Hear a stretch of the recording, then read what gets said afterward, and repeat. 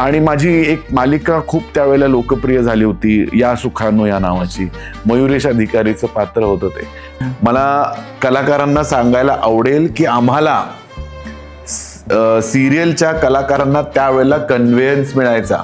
बार्डो ही भीमराव मोढेची जी एक फिल्म आहे, त्याच्यामध्ये अंजली पाटील, मकरंद देशपांडे आणि बरेच आपले मित्रमंडळी, त्याला नॅशनल अवॉर्ड आहे बेस्ट फिल्मचं. वायलेंस दिखाया हुआ है, अरे उससे बड़ा वायलेंस तो मैं हर रोज मेरे रील्स पे देखता हूँ, उससे बड़ा वायलेंस तो मैं न्यूज़पेपर में पढ़ता हूँ.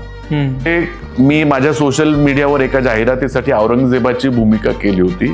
तर ते औरंगजेबाची ती भूमिका आहे, तर त्याच्या खाली एका माणसाने कॉमेंट केली होती औरंगजेब साला वगैरे वगैरे वगैरे. तर म्हणजे त्यांच्या दिग्दर्शकांना खाली काम करणं म्हणजे अभिनेत्याचं सौभाग्यच. अरे इतका तो म्हणजे लाईव्हली, एनर्जेटिक आणि पॅशनेट असतात एका छोट्या छोट्या शॉट साठी सुद्धा.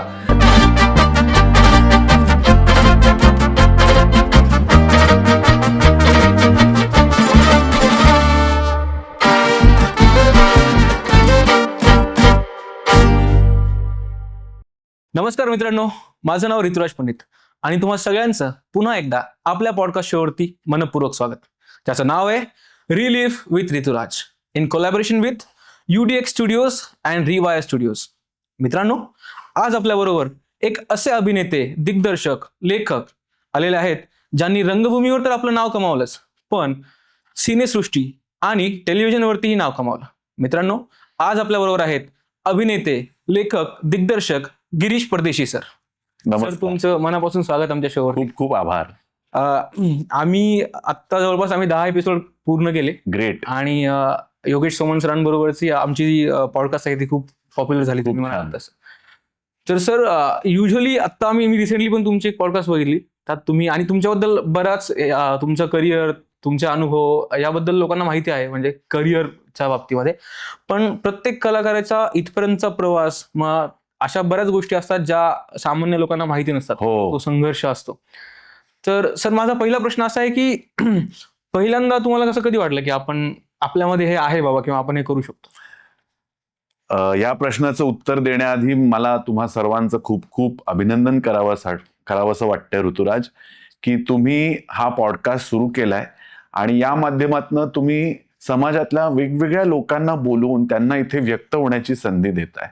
आणि या माध्यमाचा म्हणजे यूट्यूब असेल किंवा इंस्टाग्राम असेल, या माध्यमाचा तुम्ही इतका चांगला वापर करताय की काहीतरी अर्थपूर्ण तुम्ही लोकांना शेअर करताय. याच्याबद्दल तुमचं आणि तुमच्या टीमचं मनपूर्वक अभिनंदन आणि आभार. Thank you sir. आता मला एक अभिनेता म्हणून व्हावं असं, ही जी भावना आहे ती माझ्यात कधी निर्माण झाली, तर काय होतं की मी पुण्यात वाढलो. सदाशिव पेठेतल्या शाळेत माझी शाळा होती. सदाशिव पेठेत माझी शाळा होती. त्याच्यामुळे आजूबाजूला नाटक होत होतं. मग शाळेच्या गॅदरिंगमध्ये असेल किंवा वेगवेगळ्या स्पर्धा असतील. कॉलेजमध्ये जेव्हा मी गेलो तेव्हा सुद्धा अनेक स्पर्धा होत्या. पुरुषोत्तम होतं, राज्यनाट्य होत्या, स्पर्धा होत्या आणि असं आजूबाजूला नाटक घडत होतं. पण ठीक आहे, तो प्रवास तर आहेच आहे की त्याच्यामध्ये मी भाग घ्यायला लागलो. पण एक इंटरेस्टिंग किस्सा आहे. तुम्हाला एक फिल्म मेकर आहे आपला मराठीतला विशाल इनामदार, तुम्हाला माहिती असेल कदाचित. तर तो माझा कॉलेजमधला ज्युनियर. ओके. आणि त्यावेळेला फर्ग्युसन कॉलेजमध्ये एक फार मोठा इव्हेंट व्हायचा ज्याचं नाव होतं इनसिंक. इनसिंकला एक फार मोठी व्हॅल्यू होती, ज्याच्यामध्ये सगळ्या कॉलेजेसचे संघ भाग घ्यायचे. मग त्याच्यामध्ये मॅड ॲड्स होतं, कोरिओग्राफी होतं, फॅशन शोज होतं, best model, best dancer, choreographer, नाटक वगैरे असं ते होतं. तर मी BMCCच्या कोरिओग्राफीच्या एका टीममध्ये आम्ही त्या इनसिंकमध्ये परफॉर्म केलं. ओके. आणि त्याच्यामध्ये काहीतरी सिक्वेन्स असा होता की कोरिओग्राफीतनं काहीतरी कथा आम्ही सांगत होतो, मला आता लक्षात नाहीये. पण तो परफॉर्मन्स झाल्यावर तो विशाल इनामदार मला भेटला विंगेत आणि म्हणाला, गिरीश, तू रंगमंचावर खूप छान व्यक्त करतोस रे, तू नाटक का नाही करत? आणि मग तेव्हा मला असं जाणवलं की एक्सप्रेस होण्याची एक क्वालिटी कदाचित माझ्यामध्ये आहे, जी त्याच्यापर्यंत पोहोचली म्हणजे मग मी लोकांपर्यंत सुद्धा पोहोचवू शकतो. आणि मग मला असं वाटलं की हे छान आहे एक्सप्रेस व्हायला. कारण खरं सांगायचं तर जर तू माझ्या शाळेतल्या मित्रांना आत्ता विचारशील तर तेव्हा मी असा बॅकबेंचर होतो, फार कुणात न मिसळणारा होतो. म्हणजे मी इतका असा ज्याला आपण म्हणतो ना भिडस्त होतो की बाईंनी जर प्रश्न विचारला तर मला उत्तर येत असून सुद्धा मी हात वर करायचो नाही. तर असं म्हणतात ना की मग कुठल्या तरी कलेच्या माध्यमातून तुम्हाला एक्सप्रेस व्हायची संधी मिळते, तर ती संधी मला या नाटकाच्या माध्यमातून मिळाली आणि मला ते आवडायला लागलं. आणि मग तेव्हा मग मी मला अजूनही आठवतं तेव्हा मी फर्स्ट इयर बीकॉमला होतो. आणि मग मी सेकंड इयर मध्ये थिएटर वर्कशॉपमध्ये माझं नाव एनरोल केलं. म्हणजे तेव्हा मॉडर्न कॉलेजमध्ये फार मोठे नाट्य समीक्षक लेखक होऊन गेले विभा देशपांडे सर. त्यांची एक 6 महिन्यांची कार्यशाळा असायची. तर त्याच्यामध्ये हे प्रसाद ओक वगैरे सगळे होते, मला सिनियर होते अर्थात. पण त्या कार्यशाळेत मी स्वतःला एनरोल केलं आणि तिथे मी शिक्षण घेतलं. आणि तो कोर्स SY बीकॉम ते TY बीकॉम असा 6 महिने तो चालला. आणि मग तिथेच मला एक्सपोजर मिळत गेलं. तिथे मी क्राफ्ट शिकत गेलो, बेसिक क्राफ्ट म्हणजे आवाज, बॉडी, एक्सप्रेशन्स किंवा स्क्रिप्ट याचा अभ्यास कसा करायचा हे बेसिक धडे मी तिथे घेतले. आणि मग मला असं वाटायला लागलं की कसं आहे की अभिनय किंवा कुठलीही कला for that matter he self exploration असते. तुमच्या व्यक्तिमत्वाचा तुम्ही शोध घेत जाता आणि मग ती कला तुमच्यातनं प्रगल्भ होत जाते. तसं ते माझं त्यावेळेला घडलं आणि तिथे मला जाणवलं की हे छान आहे, ह्याच्यात मला आनंद मिळतोय. आणि सर त्यानंतर मग तुम्ही नॅशनल स्कूल ऑफ ड्रामा मध्ये पण गेलात. त्याची पण एक वेगळी गोष्ट आहे आय थिंक. आणि मग sir national school of drama मधनं पास आउट झाल्यावर काय डोक्यात काय होतं की आपल्याला सिनेमा करायचा आहे का नाटकात काम करायचंय? नॅशनल स्कूल ऑफ ड्रामा मध्ये माझं ऍडमिशन 1995 साली झालं आणि 3 वर्षाचा कोर्स. मग 98 साली मी पास आउट झालो. पण तोपर्यंत मला क्लिअर होतं की मला मुंबईलाच जायचं आहे, टेलिव्हिजन सिरियल्स आणि सिनेमामध्ये कामं करायची आहेत. त्याच्यामुळे नाटक करायचं ही त्यावेळेला कधीच प्रायोरिटी नव्हती. कारण नॅचरली माझ्याकडे लुक्स चांगले होते आणि पर्सनॅलिटी होती आणि सगळेजण आजूबाजूचे पण म्हणायचे तुम क्या थिएटर करोगे, तुम तो फिल्मों में जाओगे, टेलिव्हिजन में जाओगे. बाय द वे पण तेव्हा ते सोपं नव्हतं कारण त्यावेळेला चॅनल्स इतके नव्हते. खूपच म्हणजे झी मराठी असेल, स्टार प्लस असेल किंवा अल्फा मराठी असे 3च आणि सह्याद्री आणि DD1 असे जे काही 4-5च चॅनल्स होते. पण तरी सुद्धा माझा क्लिअर होता निर्णय की मला सिनेमा आणि टेलिव्हिजन मध्येच काम करायचंय. नाटक करायचं हे त्यावेळेला माझी प्रायोरिटी नव्हती. मग सर तुम्ही मुंबईमध्ये होता तेव्हा तुम्हाला फॉरेनची पाटलीन हा तुमचा लोकप्रिय चित्रपट आहे. म्हणजे तुम्हाला घराघरात ओळखतात लोक त्या विशेष चित्रपटामुळे. नंतर सिरियल्स वगैरे तर आहेच, पण फॉरेनची पाटलीन मधलं तुमचं पात्र हे लोकांना माहिती आहे, सगळ्यांना म्हणजे गावात खेड्यापाड्यापर्यंत सगळ्यांना माहिती आहे. तर सर फॉरेनची पाटलीन तुम्हाला कसा मिळाला मग पहिला चित्रपट? त्याच्या आधी तू NSD नंतर डायरेक्ट फॉरेनची पाटलीन म्हणजे मी ऍक्च्युली पास्ड आउट झालो 98 साली आणि फॉरेनची पाटलीन मला मिळाला 2007 साली. आय एम सॉरी 9 वर्ष. सो त्याच्यामुळे हा एकदमच फार मोठा जमकट आहे. 9 वर्ष मी काम शोधत होतो, कामं मिळत होती परंतु मुख्य भूमिका आणि लोकप्रियता अशी मिळत नव्हती. म्हणजे DD1च्या काही सिरियल्स, स्टार प्लसच्या काही सिरियल्स आणि सपोर्टिंग रोल्स मध्ये मला रोल्स मिळायचे. आणि मराठी टेलिव्हिजन केलं आणि मग त्यावेळेला काय झालं की त्याच्या आधी स्ट्रगल बद्दल मला सांगावं लागेल. कारण नाहीतर प्रेक्षकांना असं वाटेल की डायरेक्ट मी गेलो आणि डायरेक्ट मला फिल्म मिळाली, असं नव्हतं. खूप आम्ही कष्ट घेतले, खूप आम्ही स्ट्रगल केलं. पण एक सांगतो की पेशन्स हा या क्षेत्रात फार गरजेचा आहे.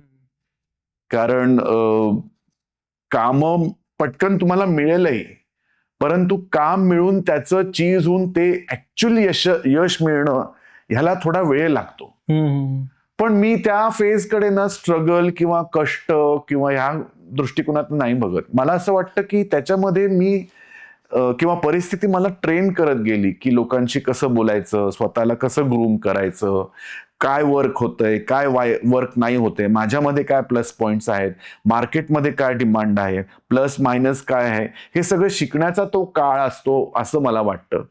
तरच तुम्ही स्वतःला अपडेट करू शकता. आणि मग हळूहळू कामं मिळत गेली आणि माझी एक मालिका खूप त्यावेळेला लोकप्रिय झाली होती, या सुखानो या नावाची. मयुरेश अधिकारीचं पात्र होतं ते. आणि पण तेही त्याच्या आधी सुद्धा मी स्वतःला खूप ग्रूम केलं होतं. म्हणजे जेव्हा तुम्ही अभिनेता म्हणून स्वतःला, एक व्यावसायिक अभिनेता म्हणून स्वतःला तुम्ही पेश करता, तेव्हा मार्केटमध्ये काय आहे आणि तुमच्याकडे काय आहे याचा समन्वय तुम्हाला साधणं खूप गरजेचं असतं. की काय चालतंय, मग मला स्वतःला कसं बदलायला पाहिजे याचा अंदाज घेणं खूप गरजेचं असतं. नाहीतर लोक तुम्हाला का कामं देतील, बरोबर. हे फार गरजेचं असायचं. म्हणजे मी इतके ऑडिशन्स दिले, जवळजवळ मी 100 ते 200 ऑडिशन्स दिलेले असतील, ऍड फिल्म्स असो वगैरे. पण मला त्यापैकी 0.5% मध्येच कामं मिळालेली आहेत. हे मी का सांगतोय, कारण अवघड आहे पण अशक्य नाहीये, तर ती या सुखानो या लोकप्रिय झाली होती. आणि मग मला एका ठिकाणी मीटिंगला भेटायला बोलवलं. तेव्हा मी लोकांना सांगितलं की या सुखानो आता झालं, टेलिव्हिजन झालं, पण आता मी खरंच फिल्म्सच्या शोधात आहे, काही असेल कुठे तर सांगा.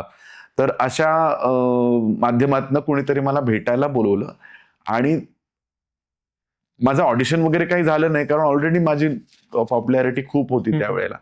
मग तेव्हा त्यांनी म्हणाले की आपण कोल्हापूरला शूटिंग करतोय, 1 महिन्याचं सलग शूटिंग असेल. माझ्या मते ऑक्टोबर का नोव्हेंबर मध्ये आम्ही कोल्हापूरला त्याचं शूटिंग केलं आणि अशी ती फिल्म मला त्यावेळेला मिळाली. पण त्याच्यानंतर माझ्या सलग 3 फिल्म्सचं शूटिंग मी केलं. एक होतं फॉरेनची पाटलीन, दुसरं फिल्म होतं मर्मबंध नावाचे, गोव्याचे ते दिग्दर्शक आहेत दिनेश भोसले, त्यांची ती फिल्म होती. आणि तिसरं पुण्याच्या भाग्यश्री देसाई मॅडम आहेत आपल्या, ज्या नाटक निर्मिती करतात, त्यांची एक फिल्म होती, निरंजन जोशी यांनी दिग्दर्शित केली होती, होतं असं कधी कधी. तर त्या 3 फिल्म्सचं सलग मी शूटिंग, म्हणजे I started shooting in October आणि माझ्या फिल्म्सचं शूटिंग संपलं मार्चमध्ये. म्हणजे ऑक्टोबर 2006 का 7 मला आठवत नाही. आणि पुढचे 4 महिने मी शूटिंग करत राहील, असं ते झालं. पण सर, फॉरेनची पाटलीन एवढं फेमस झाल्यानंतर, लोकप्रिय झाल्यानंतर तुम्हाला असं वाटलं का की आता आपण आपली एक इमेज तयार होती किंवा एका साच्यामध्ये आपल्याला अडकवलं जाते, चॉकलेट बॉय? हो, वाटलं. कारण नेहमी मला रोल्स काय मिळायचे की एक चांगला नवरा, सुशिक्षित किंवा बिझनेस क्लासवाला माणूस, किंवा आज्ञाधारक पती, किंवा समजून घेणारा नवरा, सालस, गुड लुकिंग वगैरे असेच रोल्स मिळायचे. तर ते जे काय आहे ना, त्याला एक फिजिकल कास्टिंग म्हणतो आपण. तर त्याला काही पर्याय नाही. एकमेव मी जाहिरात अशी केलेली आहे, एका कुठल्या तरी पाईप्सची जाहिरात, ज्याच्यामध्ये मला मिशी लावून एक शेतकरी म्हणून सादर करण्यात आलं. बस, दॅट इज ऑल, बाकी काही नाही.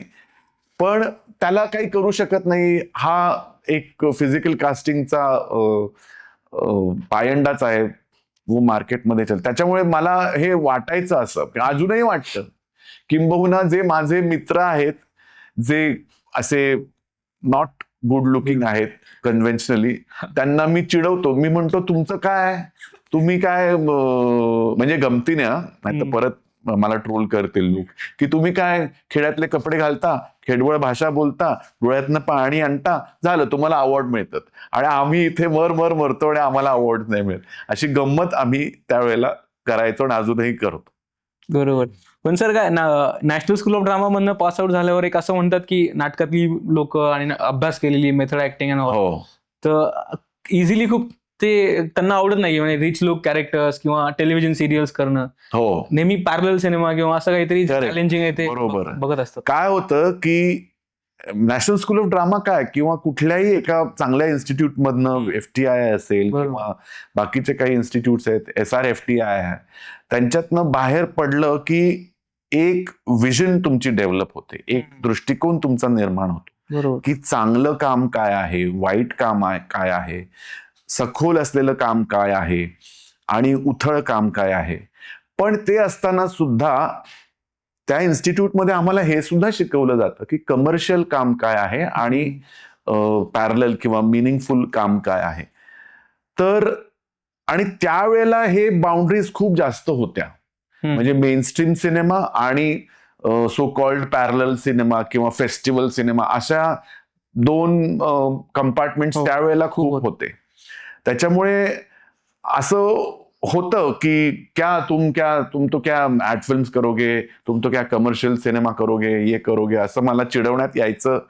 पण आता काय होतं की मी आहे गुड लुकिंग किंवा मी होतोच गुड लुकिंग, त्याच्यामुळे तो काही हे नव्हता. म्हणजे I didn't take it that way. तर थँकफुली आता पॅरलल सिनेमा आणि मेनस्ट्रीम सिनेमा आणि कमर्शियल सिनेमा आणि आर्ट सिनेमा ह्यातल्या बाउंड्रीज आता मर्ज झालेल्या आहेत. ते बघून मला खूप बरं वाटलं, आनंद वाटला की चांगले चांगले लेखक, चांगले चांगले फिल्म मेकर्स, चांगले चांगले अभिनेते, टेक्निशियन्स, एडिटर्स, सिनेमॅटोग्राफर्स इतकं वेगवेगळे एक्सपेरिमेंट्स करून बघतायत आणि लोकांना, मुख्य धारेतल्या लोकांना ते आवडत आहेत, ऍप्रिसिएट होत आहेत. हे खूप चांगली गोष्ट आहे. तर वेब सिरीज मध्ये आता आपण जर बघितलं तर फार डीप स्क्रीन प्ले असतात त्यांचे आणि परफॉर्मन्स म्हणजे ऍक्टिंग म्हणजे खरं ऍक्टिंग, उगाच असं उथळ काही ऍक्टिंग नसतं. तर त्यावेळेला असा हा बायफ्रिकेशन होतं, पण आता नाही. ओके सर, तुम्ही स्ट्रगल बद्दल बोलत होता की त्यावेळेसचा स्ट्रगल, इंटरनेट नव्हतं आणि मोबाईल फोन्स पण खूप कमी जणांकडे असतात. खरेच. सो मग कम्युनिकेशन कसं व्हायचं, खास करून ऑडिशन्स अँड ऑल? काय झालं की NSDतनं पास आउट झाल्यावर सगळ्यात पहिल्यांदा मुंबईत घर भाड्याचं घेणं गरजेचं होतं. मग आम्ही मुंबईत माझ्या आईने पैसे साठवले होते. मग पण त्यावेळेला असं होतं की घर भाड्याने घ्यायचं म्हणजे 11 महिन्याचा करार करायचा आणि 11 महिन्याचं भाडं एकत्र द्यायचं. बापरे. पण डिपॉझिट नाही. ओके, अच्छा. मग डिपॉझिट तुमचं काय 3-4 हजार असेल आणि ते आम्हाला बरं पडायचं. कारण काय होतं की मग दर महिन्याला टेन्शन नाही की आता भाडं द्यायचंय. एक जागा सिक्युअर होऊन जायची आमची राहायची. बरोबर. अनेक लोक त्यावेळेला, आता बहुतेक नाही करत तसं, आता नाही. पण त्यावेळेला आम्ही तसं केलं होतं. म्हणजे रात्री झोपायला किंवा घर, मग काही नाही, जुनी गॅसची शेगडी, फ्रीज नव्हता, कपडे स्वतः धुणे. मी सकाळी उठून, आणि मोबाईल फोन्स नव्हते. मोबाईल फोन ही कॉन्सेप्टच नव्हती. लँडलाईन आणि एक पेजर होतं त्यावेळेला. पेजर असायचे की पेजरवर मेसेज यायचा की प्लीज कॉल धिस पर्सन. मग आम्ही काय करायचो, तर इथे कुठेतरी PCO म्हणजे पब्लिक कॉल ऑफिस, मुंबईत भाड्याने रूम घेतली तशा प्रकारे. त्याच्यानंतर कोणी ओळखीचं नाही, मित्र होते NSDचे, बरेच मित्र होते, परंतु कामाचं कोणी ओळखीचं नाही. मग आम्ही काय करायचो, लँडलाईन होता माझ्याकडे, घेतलं होतं त्यावेळेला, आणि पेजर होतं. ते मी म्हणायचो त्या पेजरमध्ये अशी कॉन्सेप्ट होती, लोकांना माहित नसेल म्हणून सांगतो, की मी समजा मला तुला काही निरोप धाडायचा असेल तर मी अमुक तुझा पेजर नंबर माझ्या लँडलाईनवरनं डायल करणार. मग ते कुठल्या तरी कॉल सेंटरला जाणार. ओके. मग ती कॉल सेंटरवाली बाई तुमचा मेसेज ऐकून घेणार आणि तुझ्या पेजरवर मेसेज येणार की प्लीज कॉल मिस्टर गिरीश परदेशी, देर इज अर्जंट वर्क. मग तू काय करणार, पुन्हा तू कुठंतरी फोन शोधणार लँडलाईन आणि मग मला माझ्या ह्याच्यावर. अशी ती सिस्टीम होती. कॉम्प्लिकेटेड आता वाटते, पण तेव्हा ती आम्हाला सोयीस्कर वाटायची. कारण मोबाईल होतं ते, असं आम्ही पेजर इथे कमरेला लावून असायचो बऱ्याचदा. तर ते होतं. त्याच्यानंतर लोकांना भेटायला जाणं, मग काय करायचो, फिल्म डिरेक्टरी मी घेतली होती. मग त्याच्यामध्ये डिरेक्टर्सचे नंबर्स, प्रोड्युसर्सचे नंबर्स होते, ऑफिसचे ऍड्रेस होते. मग मी टेलिफोन बूथवर असा उभा राहायचो, अशी 35-40 1-1 रुपयाची नाणी घेऊन आणि सगळ्यांना डायरेक्ट फोन करायचो. मग जे लोक मला भेटायला बोलवतील त्यांना भेटायला लोकल आणि बस या दोनच ह्याच्यातनं जायचो. रिक्षाचे पैसे परवडायचे नाही.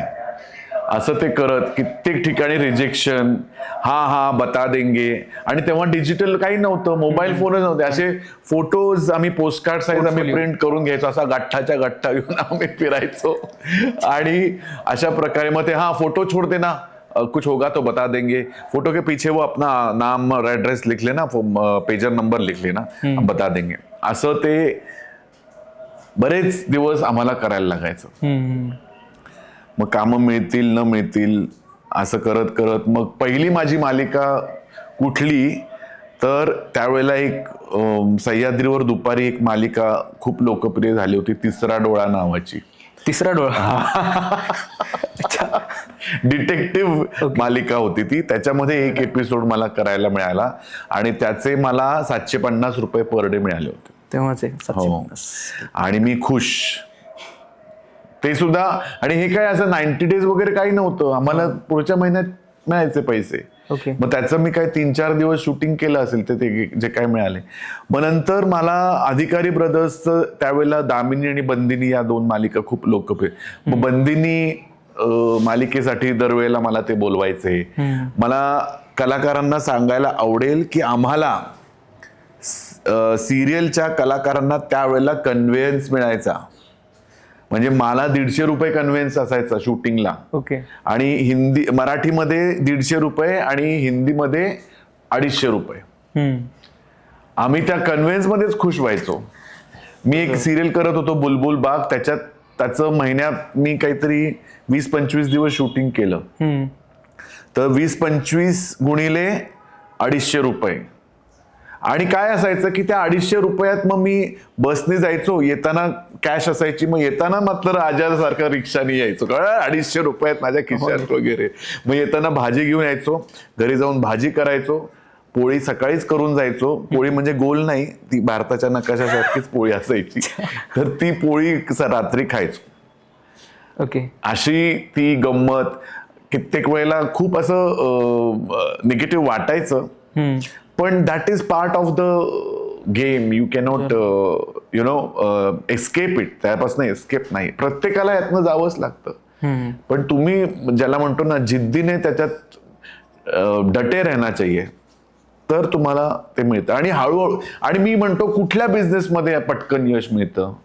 समजा तुम्ही कुठलं हॉटेल जरी टाकलं तरी लगेच तुमच्याकडे ग्राहकांची गरज होईल असं होत नाही. कापडाचं दुकान सुद्धा हळूहळू तुमचं ते गुडविल वाढत जातं. तसंच या क्षेत्रात सुद्धा.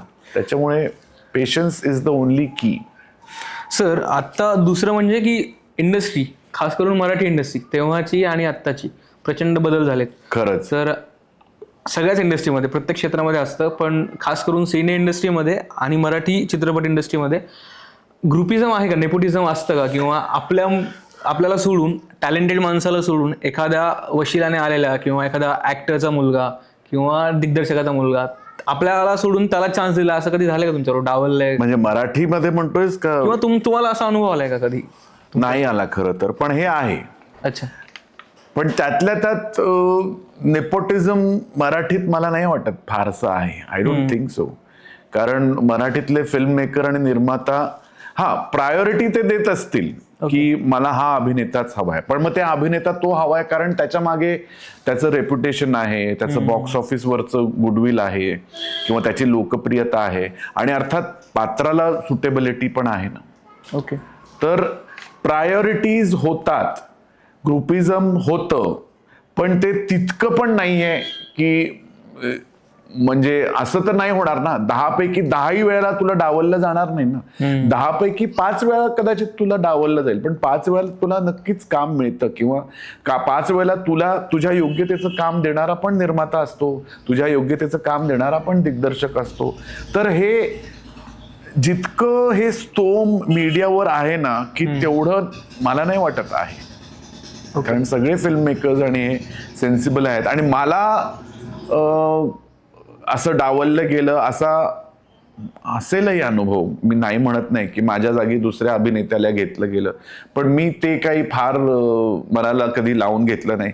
कारण काय, एका निर्मात्याने दिग्दर्शकाने मला नाकारलं तरी that is not the end of the world ना. कुठला तरी दुसरा निर्माता दिग्दर्शक मला घेईलच. बरोबर.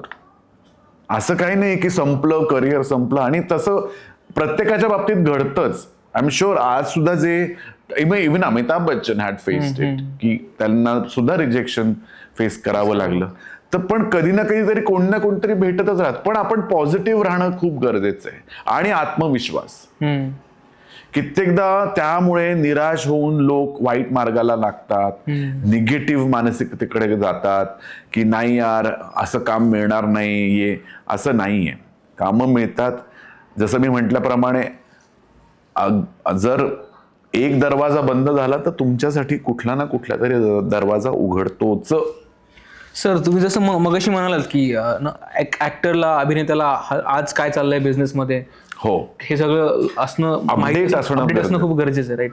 आता बदलत्या काळाबरोबर कलाकाराला, खास करून अभिनेत्याला, फक्त अभिनय किंवा टॅलेंट सोडून बाकी गोष्टी पण आहेत. PR आहे, सोशल मीडिया मार्केटिंग, बरोबर आहे. तर यात तुम्ही कमी पडलाय का तुम्ही जाणीवपूर्वक या सगळ्यापासून दूर आहात असं तुम्हाला वाटतं? नाही, काय झालं की एकतर जेव्हा मी ब्रेक घेतला 2016 पासनं, तेव्हा सोशल मीडियाचं एवढं स्तोम नव्हतं. अगेन तुमचं ब्रेकचं पण तुम्ही म्हणजे 10 वर्ष जवळपास टेलिव्हिजन पासून दूर होता, तर तो तुम्ही इंटेन्शनली ठरवून ब्रेक घेतला? हो, अगदीच. कारण काय झालं की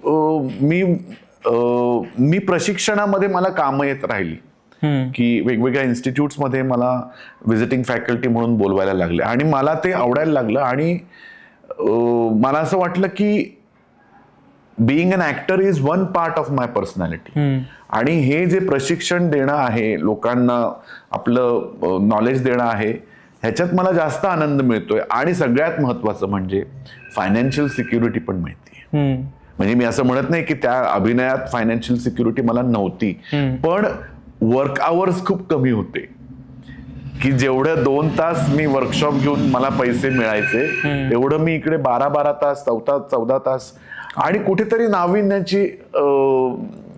नाविन्याचा शोध हे होतच. तर ते खूप सॅटिस्फाईंग होतं माझ्यासाठी, मला फुलफिलिंग होतं. आणि पैसे भरपूर, एज्युकेशनमध्ये भरपूर पैसा आहे आणि एक सिक्युअर इन्कम होतं. त्याच्यामुळे काय झालं की माझा फोकस इकडे शिफ्ट झाला, ज्याच्यामध्ये मार्केटिंगची गरज किंवा सोशल मीडियाची गरज नव्हती. त्याच्यामुळे त्या क्षेत्रात, आणि तेव्हा हे नव्हतं. हे आता गेल्या 3 वर्षातलं मला वाटतं इंस्टाग्राम फॉलोअर्स किंवा व्ह्यूज, हे यावेळेला, आमच्या वेळेला फक्त, आणखीन तुम्हाला सांगतो, पहिलं आलं होतं ऑर्कुट नावाचं एक सोशल काहीतरी वेबसाईट होती. त्याच्यानंतर आलं फेसबुक. तर इंस्टाग्राम कधी आलं मला माहित नाही, पण माझ्या मते इंस्टाग्रामची आणि युट्यूबची लोकप्रियता, युट्यूबची आधी असेलही, पण इंस्टाग्रामवरनं आणि त्याचं मार्केटिंग आणि त्याचा अभिनयाशी किंवा कुठल्याही बिझनेसशी असलेली संलग्नता ही गेल्या 3-4 वर्षात, मोस्टली 2020 नंतर, कोविड नंतर जास्त झालं ते. की कुठलं बिझनेस, नॉट इव्हन ऍक्टिंग, सगळं तुला फूड, म्हणजे फूड जेवण सुद्धा ऑर्डर करायचं असेल तर ह्याचं इंस्टाग्राम प्रोफाईलवर ते जाहिरात करतात, कपड्याची जाहिरात करतात, मेकअप, कॉस्मेटिक्सची जाहिरात करतात. त्याच्यामुळे त्याचा वापर हा पोस्ट कोविड, त्यावेळेला हे काहीच नव्हतं. त्याच्यामुळे मी सोशल मीडियामधनं स्वतःचं मार्केटिंग करणं ही कॉन्सेप्ट माझ्या आयुष्यात फार उशिरा आली. अच्छा. कारण मार्केटिंगची त्यावेळेला एक तर तेव्हा जेव्हा मी कामं करत तेव्हा गरजच नव्हती, कारण मी ऑन एअरच होतो सतत माझी कुठली ना कुठली मालिका चालूच असायची. त्याच्यामुळे किंबहुना असं झालं की माझी एक मालिका संपली की लगेच मला 1 महिन्यात दुसरा रोल मिळायचा, कारण तोपर्यंत इंडस्ट्रीत खबर पसरलेली असायची की ह्याची ही मालिका संपलेली, चला आता त्याला विचारून बघूया. पण तुम्हाला गरज वाटते का आता सुद्धा या गोष्टीची की इम्पॉर्टंट आहे मेंटेन करणं? हो, आहे, अगदीच आहे. कारण काय आहे की आता हे सगळं इतकं मोठं चित्र व्यापलेलं आहे, अनेक चॅनल्स आहेत, किंबहुना टीव्ही चॅनल्स कशाला, निर्माते खूप आहेत, शॉर्ट फिल्म्स बनवणारे खूप आहेत, शॉर्ट फिल्म्सला दाखवणारे अनेक प्लॅटफॉर्म्स निर्माण आहेत. तर ह्या सगळ्या जंगलामध्ये तुम्हाला जर ब्रेक थ्रू हवा असेल तर तुम्हाला सतत लोकांसमोर येणं गरजेचं आहे. आणि त्याच्यासाठी तुमचं सोशल मीडियावर मार्केटिंग करणं, सोशल मीडियावर इंटरॅक्शन्स वाढवणं हे अत्यंत गरजेचं आहे. ओके सर, दुसरं म्हणजे नाटकात काम करणारे अभिनेते, त्यानंतर सिनेमा, वेब सिरीज आणि रील स्टार्स. सो म्हणजे हल्लीची टर्म आहे रील स्टार्स. तर रील्स जेव्हा कलाकार करतात तेव्हा तुम्ही त्यांच्याकडे कसं बघता? बऱ्याच लोकांचं असं म्हणणं असतं, इव्हन प्रसाद ओक सरांचं रिसेंट स्टेटमेंट होतं की रील स्टार्स जे करतात 1-2 मिनिटाची रील, तो काय अभिनय नाही. तुमचा दृष्टिकोन कसा आहे याच्याकडे बघा? अगदीच रील मध्ये ऍक्टिंग करणं आणि एखाद्या रिटन स्क्रिप्ट मध्ये अभिनय करणं, given a definite character, a screen play, a direction, a cinematography, ह्या सगळ्याचा विचार करून एखाद्या प्रोजेक्टमध्ये अभिनय करणं आणि रीलमध्ये अभिनय करणं ह्याच्यामध्ये खूप फरक आहे. मग रीलमध्ये ऍक्टिंग नाहीये का? तर तसंही नाही, थोडंसं ऍक्टिंग आहे, पण जी डेप्थ, जो रीच, जो अप्रोच एका शॉर्ट फिल्ममध्ये, जाहिरातीमध्ये, फिल्ममध्ये, टेलिव्हिजनमध्ये किंवा सिनेमामध्ये असेल, तो नक्कीच याच्यामध्ये नसतो. त्याच्यामुळे काय होतं की रीलवाल्यांना असं वाटतं की ते ऍक्टर आहे. बरोबर. आणि आता हल्ली अनेक ऍक्टर रील स्टार बनायच्या मागे आहेत. हो, कारण त्याच्यामुळे, कारण ते इतकं सगळं धूसर झालेलं आहे, कारण अनेक रील स्टार्सना Casting अभिनयासाठी पाचारण केलं जातं. हो. तर हे सगळं इतकं धूसर झालेलं आहे. पण मला असं वाटतं की हे फार काळ चालणारं नाहीये. अच्छा. की जे खरे अभिनेते आहेत, जे विचार करून काम करणारे अभिनेते आहेत, त्यांचं आणि आता बहुतेक चित्र बदलतं पण आहे, कारण अनेक आपल्या समोर उदाहरणं आहेत की रील स्टारला घेऊन प्रोजेक्ट काही वर्क होत नाहीत, इव्हन टीआरपी येत नाही. बरोबर. जर टीआरपी येण्यासाठी तुम्ही इंस्टाग्राम फॉलोअर्स किती आहेत याच्यावर एखाद्याला कास्ट करता, तर मग टीआरपी यायला पाहिजे. बरोबर. ते होत नाहीये. म्हणजे ते चित्र आता पालटच चाललेलं आहे, कारण तो ऑडियन्स कन्वर्ट होत नाही, जो रील नाही, सोशल मीडियावर कसं होणार? येत नाही. बरोबर. कारण ते जे लिखित आहे, जे स्क्रिप्ट आहे, जे कॅरेक्टर आहे, जे अभिनय करणं आहे, ते नाहीच आहे ना. बरोबर. मग ते आज नाही तर उद्या उघडं पडतच. तसं आहे ते. जसं मगाशी नेपोटिझम मध्ये तू म्हणालास की समजा एखाद्या, म्हणजे आता मराठीचं नाही पण कुठलंही घे तू, समजा एखाद्या भल्या मोठ्या निर्मात्याचा मुलगा किंवा मुलगी आहे, तिला लॉन्च केलं जातं सिनेमामध्ये, सुरुवातीला तिला कामं मिळतात. बरोबर. पण कालांतराने ते अभिनेता आहेत किंवा नाहीत हे सिद्ध होतं आणि मग परवानगी त्यांची परत घरी होते. बरोबर. सर, मराठी इंडस्ट्रीबद्दल तुमचं मत काय, की आता पॅन इंडिया सिनेमा चालू आहे, म्हणजे जगात भारतातले सगळेच सिनेमे लाईक मोस्टली खूप वेगवेगळे प्रयोग होत आहेत आणि कमर्शियली पण एक वेगळ्याच लेवलला जातात. सगळे साऊथचे सिनेमे खूप लोकप्रिय होत आहेत. तर त्या कम्पॅरिझनमध्ये मराठी सिनेमा मागे पडतोय का? जर येस असेल तर का? किंबहुना त्या कम्पॅरिझन मध्ये मागे पडतोय मराठी सिनेमा असं मला अजिबात वाटत नाही. उलट त्यांच्या पॅरलल मराठी सिनेमा आहे. का? कारण आपल्याकडे जे लिखाण केलं जातं, जे विषय हाताळले जातात, ते तिकडे एवढ्या प्रकर्षाने आत्ता व्हायला लागलेले. इतके सखोल, इतका डेप्थचा विचार करून आणि कमी बजेट असताना आणि कमी टेक्नॉलॉजीचा म्हणजे हे असताना. त्यामुळे काय होतंय की तू जर म्हणत असशील रीच, तर त्याच्या बाबतीत सर प्रेक्षक काय येत नाहीत बघायला मराठी सिनेमा? हे बघ, जेव्हा आम्ही सिनेमा करायचो तेव्हा पण अरे असं व्हायचं की 10 फिल्म्स असतील तर 1 किंवा 2 चित्रपटांना गर्दी व्हायची. तर हे जे चित्र आहे हे फार पूर्वीपासून आहे. त्याला अजूनही सोल्युशन मिळालेलं नाही. अनेक लोकांनी त्याच्यावर वेगवेगळ्या थेरीज मांडलेल्या आहेत. आपण असं करून बघूयात, तसं करून बघूयात, परंतु हे नाही बदलत आहे आणि फार वाईट वाटतं. अनेक चांगले चांगले सिनेमे, चांगले चांगले विषय, चांगले चांगले अभिनेते असलेले, टेक्निकली खूप सुंदर असं ऍडव्हान्स असलेले मराठी सिनेमे ज्याला अनेक राष्ट्रीय आणि आंतरराष्ट्रीय पुरस्कार मिळालेले आहेत, जे महोत्सवांमध्ये वाखाणले गेलेले आहेत, ते बघायला प्रेक्षक येत नाही. हे अतिशय सॅड आहे त्याला. आणि त्याला सोल्युशन आणि माझ्यापेक्षा अनेक दिग्गजांनी प्रयत्न करून बघितलेले आहेत, पण ते अजून सापडत नाहीये, हे सत्य आहे.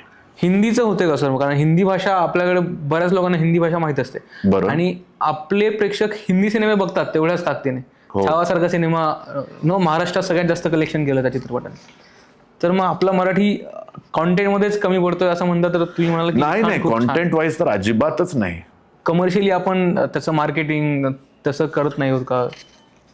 लोकांपर्यंत पोहोचत नाही का मेसेज की हा सिनेमा येतोय?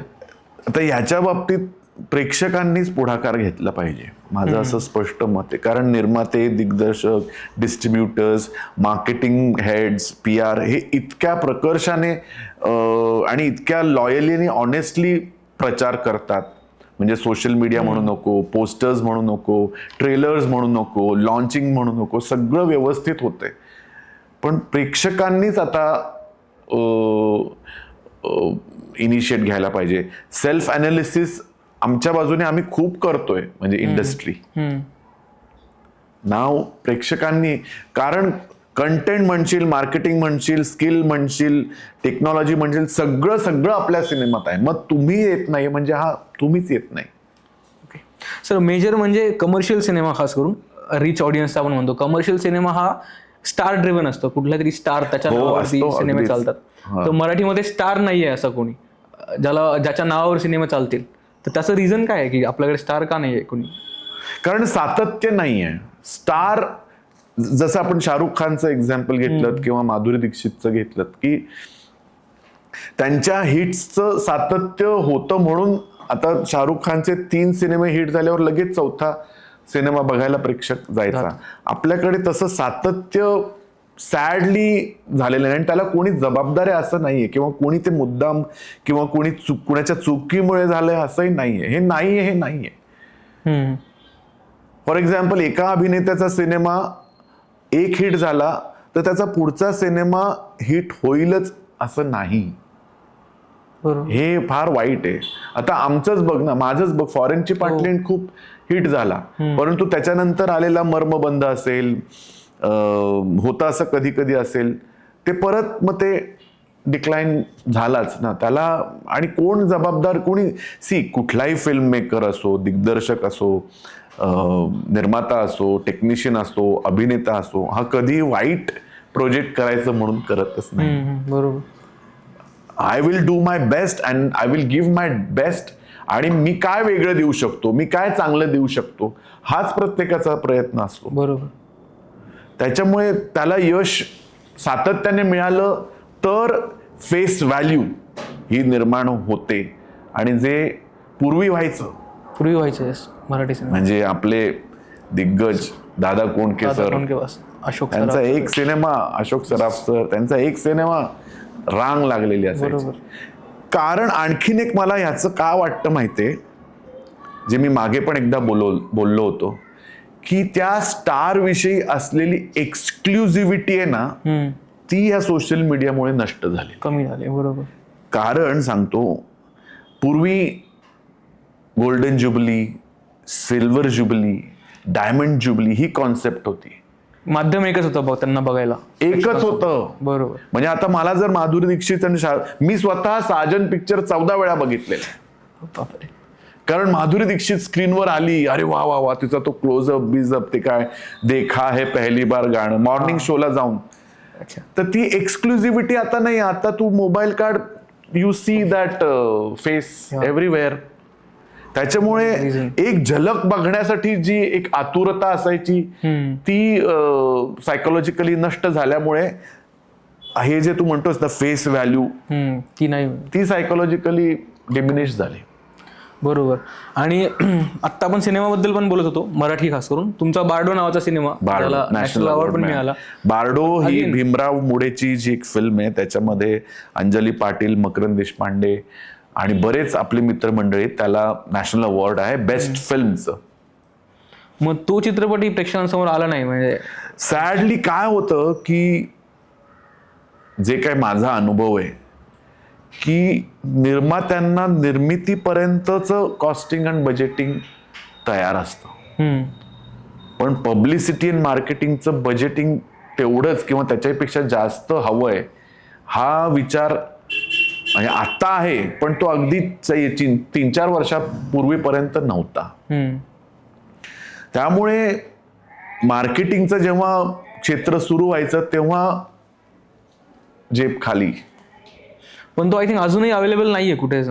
आता तो नाहीये, तो निर्मात्यांचाच निर्णय आहे. आणि वाईट वाटतं की सगळ्यांनी इतकी जी जान लगा के मेहनत की है आणि वेगळा विषय आहे, अत्यंत फिलॉसॉफिकल विषय आहे, त्याला नॅशनल अवॉर्ड आहे आणि तो सिनेमा प्रेक्षकांसमोर आलेला नाही, याच्याबद्दल एक खंत आहे.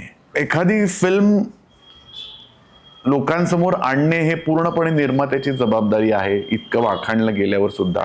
म्हणजे आता दशावतार ही जी फिल्म आहे ती एक आहे. मला या वर्षीचे उल्लेखनीय अनेक मराठी चित्रपट आहेत, पण दशावतारचं जे एक यश, व्यावसायिक यश आहे, हे अगदीच उदाहरण आहे एका उत्कृष्ट मराठी सिनेमाच्या मार्केटिंग आणि यशाचं. तर ते एक आहे. पण फिल्मचा बाज काय आहे आणि त्या दृष्टीने त्याचं मार्केटिंग होणं गरजेचं आहे. फॉर एक्झाम्पल आणखीन एक फिल्म आपली आली होती ती म्हणजे गोंधळ आहे. गोंधळचं फार कौतुक झालं. त्याच्या व्यतिरिक्त साबरबोंड, ती अनेक महोत्सवात ट्रॅव्हल करून आलेली फिल्म आहे. तर तुमच्या फिल्मचा बाज काय आहे आणि त्यानुसार त्याची मार्केटिंग स्ट्रॅटेजी होणं खूप गरजेचं आहे. जसं फॉरेनची पाटलींच्या वेळेला ती film all over Maharashtra release नाही झाली. आधी फक्त कोल्हापूर, सांगली, इचलकरंजी तिथे त्यांनी धंदा केला, ब्लॅकची तिकीट झाली. मग त्यांनी कोकणात रिलीज केली वाटतं, मग त्यांनी रिलीज केली नाशिक बेल्टमध्ये, मग त्यांनी रिलीज केली औरंगाबाद बेल्टमध्ये, मग त्यांनी रिलीज केली विदर्भात आणि सगळ्यात शेवटी त्यांनी रिलीज केली पुणे आणि मुंबईमध्ये. ओके. आणि नंतर आता तंबू सिनेमा आहे की माहित नाही मला, नंतर तंबूत ती फिल्म फिरवली. त्याच्यामुळे निर्मात्याला खूप यश प्राप्त झालं. असं ते स्ट्रॅटेजी पण त्याची करणं गरजेचं आहे. सर, आता बदलत्या काळाबरोबर सिनेमा बदललाय, चित्रपटसृष्टी बदलली आहे, वेब सिरीज सिनेमा येतात, बोल्डनेस खूप वाढलाय सिनेमातला, इव्हन वेब सिरीज मधला. तर तुम्हाला वाटतं का की हा बोल्डनेस गरजेचा आहे त्या कथानकात? हो आहे, बोल्डनेस गरजेचा आहे. अच्छा. कारण समाजात किती बोल्डनेस आहे. बरोबर. समाजात बोल्डनेसच्या पलीकडची परिस्थिती आहे, बिभत्सपणा आहे. आपल्या आता न्यूजपेपर उघडला किंवा तुमचं सोशल मीडियावरचे रील्स उघडले किंवा न्यूज चॅनल, किती बोल्डनेसची पराकाष्ठा आहे. आणि कुठलीही कलाकृती ही समाजाचंच प्रतिबिंब असते. बरोबर. मग का नाही. आता बघा तुम्ही वेब सिरीज मध्ये किती व्हायलन्स, धुरंधर सिनेमात व्हायलन्स, असं तुम्ही म्हणता व्हायलन्स दिखाया व्हायल, अरे उससे बड़ा वायलेंस तो मैं हर रोज मेरे रील्स पे देखता हूँ, उससे बड़ा वायलेंस तो मैं न्यूज़पेपर में पढ़ता हूँ. येस और नो? Yes, absolutely. म्हणजे काय काय गोष्टी वाचतो त्या फार म्हणजे असहनीय असतात त्या. असं आहे. तुम्ही सर विविध कॅरेक्टर्स प्ले केलेत, वेगवेगळी पात्र प्ले केलेत. मग विचारसरणीचं जर बोलायचं झालं तर मग डावी विचारसरणी असेल किंवा उजवी विचारसरणी असेल, तुम्ही दोन्ही कॅरेक्टर्स प्ले केलेत. करेक्ट. तर वैयक्तिकरित्या तुम्ही कुठल्या विचारसरणीला मानता किंवा फॉलो करता? काय झालं की एका नाटकात मी साऊथ अमेरिकन रेव्होल्युशनरी चे गेवारा, जो पूर्णपणे कम्युनिस्ट, समतावादी आणि हार्ड कोर ज्याला आपण म्हणतो ना लेफ्ट, असं ते पात्र होतं. आणि आत्ता माझं एक नाटक चालू आहे ज्याच्यामध्ये मी स्वामी विवेकानंदांची भूमिका करतो. तर कसं आहे की आता शे गेवारा हा वेगळ्या देशातला होता, त्यांची परिस्थिती वेगळी होती, त्यांची राजकीय परिस्थिती वेगळी होती, त्यांचा इतिहास वेगळा आहे, त्यांच्यावर ओढावलेला स्वातंत्र्य लढा वेगळा होता, आणि आपला देश, आपली संस्कृती आणि आपला इतिहास पूर्णपणे वेगळा आहे. पण एका कलाकाराला मला असं वाटतं कुठलंही त्याने पाण्यासारखं असावं ओके. की ज्या पात्रात तुम्हाला टाकलं जाईल त्या पात्राचा आकार तुम्ही घेतला पाहिजे. त्याच्यामुळे पण तो रोल करताना तुम्ही 100% त्या रोलला तुमचं डिवोशन, तुमचं हार्डवर्क दिलं पाहिजे. जितकं हार्डवर्क मी त्या भूमिकेला दिलं तितकंच हार्डवर्क मी या भूमिकेलाही देतो. कारण कलाकाराला कुठलाही धर्म, जात, पंथ, लिंग असं नसतो आणि नसावं. भरतमुनींच्या नाट्यशास्त्रात सुद्धा हेच म्हटलेलं आहे. उद्या जर मला उद्या आता समजा मी रेपिस्टची भूमिका केली तर ती भूमिका मला तितक्याच तन्मयतेने करावी लागेल. बरोबर, असं ते आहे. पण सर महापुरुषांच्या भूमिका करताना ट्रोलिंग खूप होतं. एक वेगळी विचारसरणी ट्रोल करतेच. तर मग म्हणजे मी माझ्या सोशल मीडियावर एका जाहिरातीसाठी औरंगजेबाची भूमिका केली होती. तर ते औरंगजेबाची ती भूमिका आहे, तर त्याच्या खाली एका माणसाने कॉमेंट केली होती औरंगजेब साला वगैरे वगैरे वगैरे. तर मला आश्चर्य वाटलं की अरे तो रोल आहे, ते आम्ही काही आणि हे करत नाही. पण ट्रोलिंग होतं त्याला काही पण समजायला पाहिजे की एक नट आहे, तो ती भूमिका करतोय. इव्हन अक्षय खंडाला सुद्धा खूप ट्रोल करण्यात आलं होतं मला. तर त्या रोलचं ते एक यश पण आहे आणि त्या यशाबरोबर येणारा तो एक डिसएडव्हान्टेज पण आहे, असं म्हणायला काय हरकत नाही. ओके. जसं मी एका मालिकेत एका मालिकेत निगेटिव्ह हिरोचा रोल केला होता, दुष्यंत राजे निंबाळकर म्हणून, ज्याच्यात मिशा होत्या, हे होतं. तर त्याच्यामध्ये तो अत्यंत व्यभिचारी आणि पत्नीला हीन वागणूक देणारा असा तो रोल होता. तर माझ्या पत्नीला तिच्या मैत्रिणी विचारायच्या की ते घरी कसे वागतात, असेच वागतात का. पण ती पावती एक चांगला तुमचा परफॉर्मन्स असल्याची, आणि त्या भूमिकेसाठी मला सर्वोत्कृष्ट अभिनेता मट्टा पुरस्कार नामांकन होतं. त्याच्यामुळे इट वेंट वेल. पण हा जो ड्रॉबॅक आहे त्याला काही करू शकत नाही आपण. ओके. राजकारणाबद्दल तुमचं मत काय सर? तुम्ही आता म्हणजे कलाकार म्हणून आपण समाजात घडणाऱ्या घटना, राजकारण, आजची पॉलिटिक्स, या सगळ्या बाबतीत तुम्हाला इंटरेस्ट आहे का राजकारणामध्ये? होता, पण आता नाहीये. कारण असं वाटलं की बरं, राजकारण म्हणजे मी ते फक्त सांस्कृतिकसाठी निगडीत होतो. मला काय निवडणूक लढायला जायचं होतं असं काही नव्हतं. पण ते आपला प्रांत नाहीये आणि त्याची मानसिकता, त्याचा एक वेगळा अभ्यास लागतो, त्याचा एक वेगळा परंपरा लागते. म्हणजे आज मी ठरवलं मी पॉलिटिशियन होणार आणि लगेच मी उद्या प्रवेश घेऊन झालो असं नाही येते. त्याला एक त्याला एक स्टडी लागतो, त्याला एक काय म्हणतात अप्रोच लागतो, जो माझ्याकडे नाहीये असं मला लक्षात आलं. त्याच्यामुळे मी त्याच्यात आता फार काही इन्व्हॉल्व नाही आहे. ओके. सर, आपल्या क्षेत्रामध्ये काम करताना आपण विविध लोकांबरोबर काम करतो, रोज नव्या नव्या लोकांना भेटतो. तर तुमच्या आयुष्यात अशी एखादी व्यक्ती ज्याने तुमचा अपमान केला किंवा तुम्हाला त्रास दिला, किंवा अशी लोक जी समोर भेटताना खूप छान बोलतात, भेटतात आणि मग नंतर माघारी काहीतरी पॉलिटिक्स, राजकारण खेळतात किंवा तुमच्याबद्दलच वाईट अफवा पसरवतात, अशी एखादी अफवा तुमच्याबद्दल पसरलेली तुम्हाला कळलं की अरे अफवा म्हणजे काय होतं की व्यक्ती तितक्या प्रवृत्ती. मग हे फक्त याच क्षेत्रात नाही, तू बँकेत काम करणारा जरी माणूस असलास तरी तुला अशा व्यक्तींना सामोरं जावं लागतं की जे समोर वेगळं बोलतात आणि मागे वेगळं बोलतात. त्याला आपला काही कंट्रोल नाही. पण एक माझ्या बाबतीत सुरुवातीला व्हायचं की मी खूप कमी बोलायचो, त्यामुळे लोकांना असं वाटायचं की मी खूप ॲटिट्यूड दाखवतोय, पण तसं ऍक्च्युली काही नसायचं. मी माझ्या भिडेपोटी कमी बोलायचो. पण नंतर मी जरा ओपन अप झालो आणि नंतर मी खूपच इन्फॉर्मल बोलायला लागलो की अरे तुला जर जायचं असेल तर तू जाऊ शकतोस, माझ्यासाठी थांबू नको. इतकं मी पोलाइटलो बोललं तरी त्यांना वाटायचं की हा परत रुडलीच बोलतोय माझ्याशी.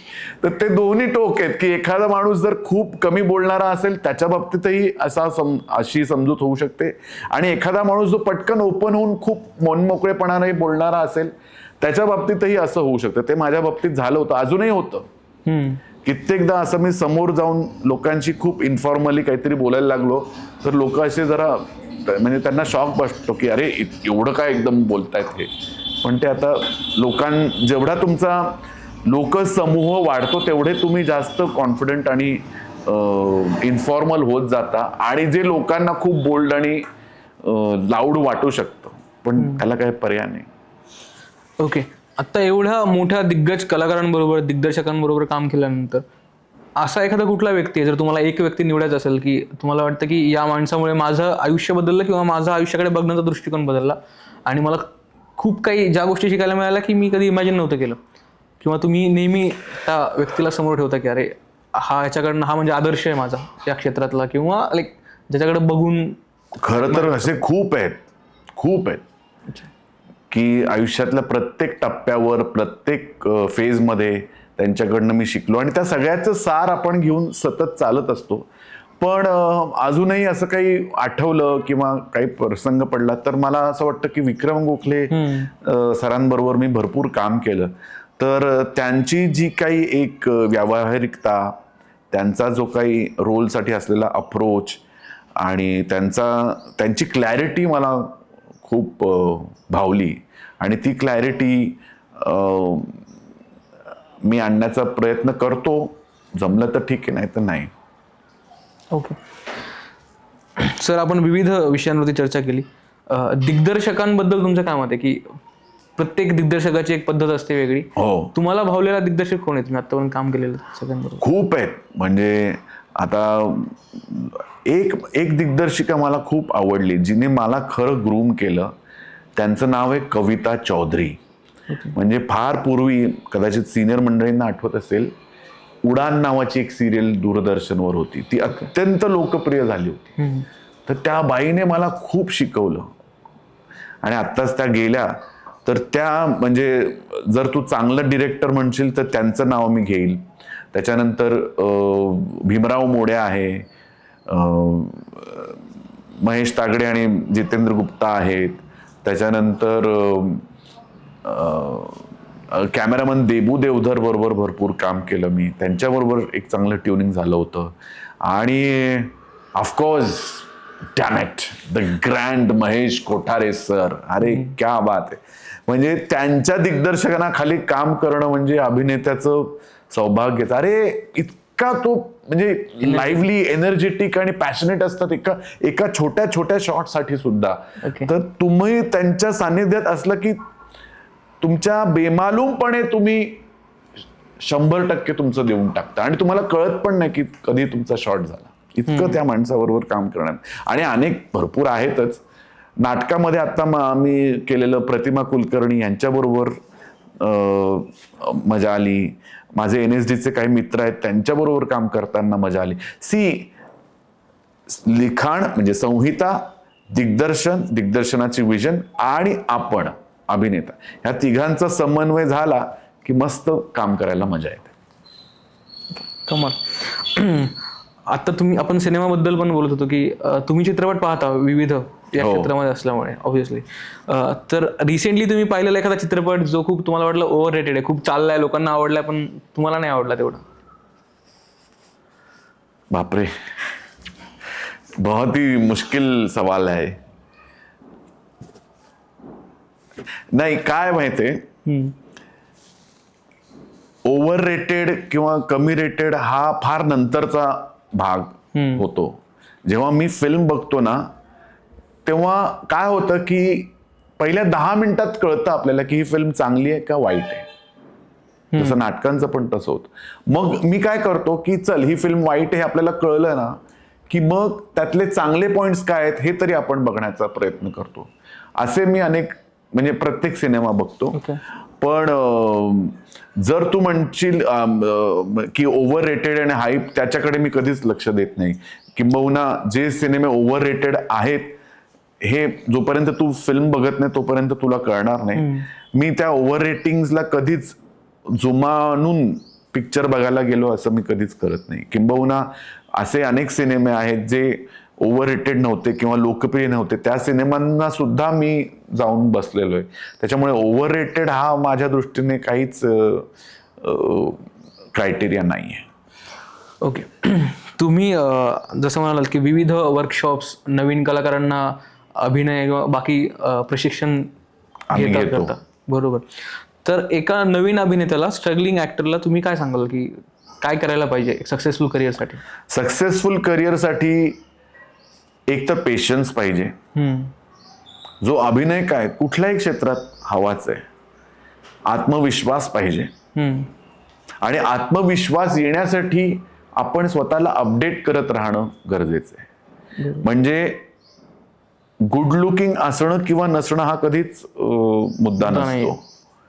पण मार्केटमध्ये काय चाललेलं आहे, आपण स्वतःची पर्सनॅलिटी कशी स्ट्रॉंग करायला पाहिजे, स्वतःला कसं ग्रूम करायला पाहिजे, स्वतःला कसं सादर करायला पाहिजे, माझ्यातले प्लस पॉइंट्स काय आहेत, माझ्यातले मायनस पॉइंट्स काय आहेत, आणि मायनस पॉइंट्सला मी कसं त्यांना सुधारायला पाहिजे, आणि जर सुधारता येत नसेल तर त्यांना कसं लपवता आलं पाहिजे, हे तुला माहिती पाहिजे ॲज अ न्यू ॲक्टर. मग बरोबर ते वर्क होतं. आणि पेशन्स पाहिजे. जसं फॉर एक्झाम्पल नवाजुद्दीन सिद्दीकी किंवा इरफान खान असतील, हे जे अभिनेते आहेत, हे काय कन्व्हेन्शनली हँडसम आहेत किंवा गुड लुकिंग आहेत का? नाही. बरोबर. पण त्यांना त्यांचे प्लस पॉइंट्स आणि मायनस पॉइंट्स माहिती आहेत. बरोबर. आणि त्या दृष्टीने त्यांचे प्रयत्न सतत चालू राहिले आणि आज ते इतके यशस्वी झाले. तर तुझा प्लस, आणि प्रत्येकामध्ये असतो, प्रत्येकामध्ये काहीतरी प्लस पॉइंट असतो आणि प्रत्येकामध्ये मायनस होईल. पण त्याचं मी कसं, ज्याला आपण म्हणतो ना विंडो शॉपिंग मध्ये मी काय ठेवतो ह्याच्यावर तुझं दुकान किती चालेल हे ठरतं. ओके. दुसरं म्हणजे सर, या क्षेत्रात काम करताना तुम्ही चॉकलेट बॉय होता आधीपासून आणि विविध अभिनेत्रींबरोबर तुम्ही काम केलं, पण तुमचं नाव कुणाबरोबर असं जोडलं गेलं नाही, याचं काय कारण आहे? कारण अरे काय व्हायचं माहितीये, एक तर काम मिळणं ही त्यावेळेला फार प्रायोरिटी होती. आणि म्हणजे जरी काही असं आलं तरी पैसे बिसे हा फार मोठा, म्हणजे स्ट्रगलचा फार मोठी प्रायोरिटी असायची. घर भाडं देणं, लाईट बिल देणं. कारण अनेक अभिनेत्यांप्रमाणे मी सुद्धा माझ्या आई वडिलांकडनं सहाय्य घेऊन मुंबईत आलो होतो. त्याच्यामुळे त्यांच्या त्या ह्यांना तडा जाईल असं करणं कधीही समोर नव्हतं. आणि मग नंतर काय झालं, मग या सुखानं या लोकप्रिय झाली, त्याच्यानंतर आमचं काय, माझं लग्नच झालं होतं. मग काय चान्सेस नाही. ओके. पण ती कधीच प्रायोरिटी नव्हती आणि तसं काही घडलं पण नाही. आणि कारण काम, स्वतःला प्रूव्ह करणं, स्वतःचा करिअर ग्राफ डेव्हलप करणं, किंबहुना एक मला लक्षात आलं की कुठल्याही इंडस्ट्रीमध्ये तुम्ही माणूस म्हणून कसे आहात ह्याच्यावर सुद्धा तुम्हाला भरपूर कामं मिळतात. म्हणजे एखादा तू खूप टॅलेंटेड आहेस, अभिनेता म्हणून खूप चांगला आहेस, पण तू माणूस म्हणून वाईट असशील ना, तर तुझं काम हातातनं जातं. किंबहुना उलटा पण असतं, किंबहुना उलटच जास्त असतं की तू अभिनेता म्हणून थोडासा प्लस मायनस आहेस, पण तू सगळ्यांशी चांगला बोलतोयस, वागतोयस, you treat everyone nicely, then people want you. साधं सरळ आहे. ओके. तुम्ही आता विविध कलाकारांबरोबर काम केले, तर असा एखादा कुठला कलाकार आहे का, जर तुम्ही आता सहज रॅपिड फायर क्वेश्चन म्हणून, की एखाद्याला तुम्हाला कास्टिंगमधनं, त्या टीमच्या कास्टिंगमधनं काढायचं असेल, तर तो कोण असेल ज्याच्याबरोबर तुम्ही काम केले, पण आता फक्त त्या लिस्टमधनं तुम्हाला काढायचे त्यांना? म्हणजे माझ्या प्रोजेक्टमधनं ऍक्टर्स खास करून ज्यांच्याबरोबर तुम्ही काम केले, पण आता जर तुम्हाला म्हटलं की ह्या लिस्टमधनं एकाला काढायचे, तुम्ही कोणाला काढाल, कुठल्या प्रोजेक्टमधला? नाही, मी कधीच असा विचार नाही केला. पण हा, जर मला असं लक्षात आलं ना की हा अभिनेता सिरियसली काम करत नाहीये किंवा हलगर्जीपणा करतोय, तर माझ्या मनात असे प्रश्न अनेकदा आले की मग आला कशाला तू, मग नको करू ना हे काम, अर्धवट काम करण्यात निघून जा, असं अनेकदा वाटलं. असं आहे का कोणी ज्याला तुम्ही? आता एक नाव आठवत नाही, पण तुला खरं सांगू, आशांचं पुढं काय होत पण नाही. ते 1-2 प्रोजेक्ट मध्ये दिसतात आणि मग नंतर. ओके. आता आपण म्हणत होतो की माणूस म्हणून चांगलं असणं खूप गरजेचं आहे. जर एखादा डिरेक्टर असेल, दिग्दर्शक असेल, जो खूप खराब वागणूक देतो कलाकारांना, खूप ओरडतो अभिनेत्यांवर, आणि तुम्हाला त्याच्याबरोबर काम करायचं असेल, खूप मोठी रक्कम ऑफर केली, तर तुम्ही कराल का? नाही.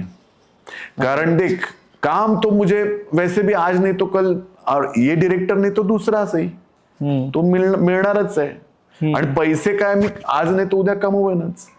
बरोबर. हाच आत्मविश्वास मला नेहमी तारून नेलं याने, खरं सांगायचं तर.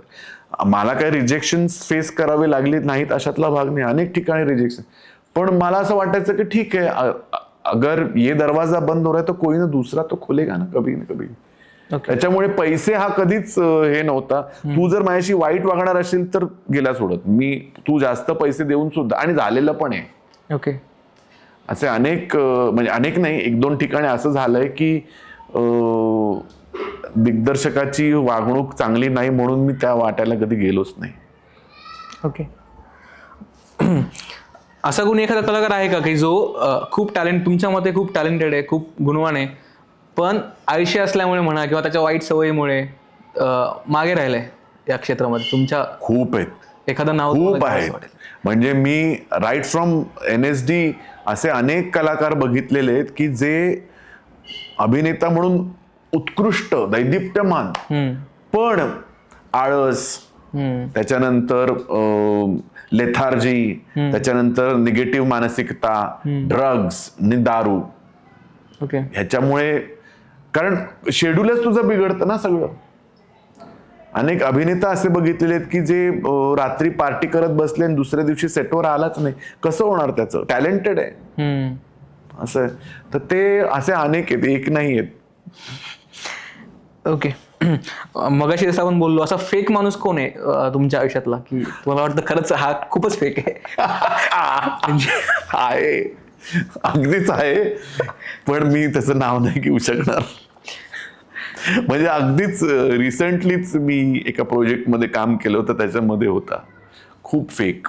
म्हणजे फेकची पराकाष्ठा. म्हणजे थोड्या वेळाने त्या माणसाबरोबर असं रूम मध्ये बसलं की असं सफोकेशन व्हायचं की इतकं गोड कसं काय कोणी मुलांशी बोलू शकतं यार, मत करो ये सब. ओके, असं आहे. आणि प्रत्येक कलाकाराची एक विशलिस्ट असते की या माणसाबरोबर आपल्याला काम करायचे. तर तुमच्या आयुष्यात असं कोणी आहे का की ज्याच्याबरोबर काम करायचं आहे, इच्छा आहे, म्हणजे विशलिस्ट आहे की करायचंच आहे पण ते झालं नाही अजून? अजून झालेलं नाही आहे ना. नसरुद्दीन शाह आहे, नवाज आहे, पंकज त्रिपाठी आहे, आणि ओमपुरी साहब आता नाही आहेत, पण त्यांच्या बरोबर काम करायला मजा आली असती खूप. म्हणजे काय त्यांचं क्राफ्ट आहे. दिग्दर्शक म्हणशील तर अनुराग कश्यप आहे. आता धुरंधरचे डिरेक्टरचं नाव काय? आदित्य धार आहे. आणि म्हणजे त्यांचा सिनेमा बघून असं वाटतं की ह्याला ह्यांच्याबरोबर काम करायला मिळालं पाहिजे. म्हणजे माझ्या रोलवर, म्हणजे धुरंधरमध्ये जर तुम्ही राकेश बेदी सरांचं काम बघितलं तर त्या रोलवर किती काम केलंय त्यांनी आणि दिग्दर्शकाने मिळून, म्हणून ते इतकं सुंदर निघून आलंय. तर जे त्यांच्या आत आहे ते असं खोदून खोदून बाहेर काढणारा दिग्दर्शक असेल तर मजा येईल. सर, तुम्ही विविध विषयांवर, फ्रॉम स्ट्रगल, अभिनय, नाटक, थ्रू हे क्षेत्र, तुमचे विचार, या सगळ्यांबद्दल अगदी मन मोकळेपणानं आमच्याशी चर्चा केली, त्याबद्दल तुमचे खरंच मनापासून आभार. थँक्यू. आमच्या टीमकडून, आणि तुम्ही वेळ देऊन या शोवरती आलात त्याबद्दल मनापासून थँक्यू सो मच. आभार तुमचे. तुम्हाला कसं वाटलं एकंदरीत या शो? मला ऍक्च्युली तुमच्या या पॉडकास्टवर येण्याच्या आधी जे तू प्रश्न पाठवलेस ते मला खूप आवडले. कारण जे एरवी आम्ही आतापर्यंत जवळजवळ 1500 इंटरव्ह्यूज मध्ये मी जी प्रश्नांची उत्तरं देऊन बसलेलो आहे ते प्रश्न इथे नव्हते. एका वैचारिक बैठक असलेल्या माणसाकडनं काहीतरी जाणून घेण्याचे हे सगळे प्रश्न होते. आणि तशी माझी एक वैचारिक बैठक आहे, ती व्यक्त होण्याची संधी तुम्ही मला इथे दिलीत, त्याबद्दल खूप खूप आभार.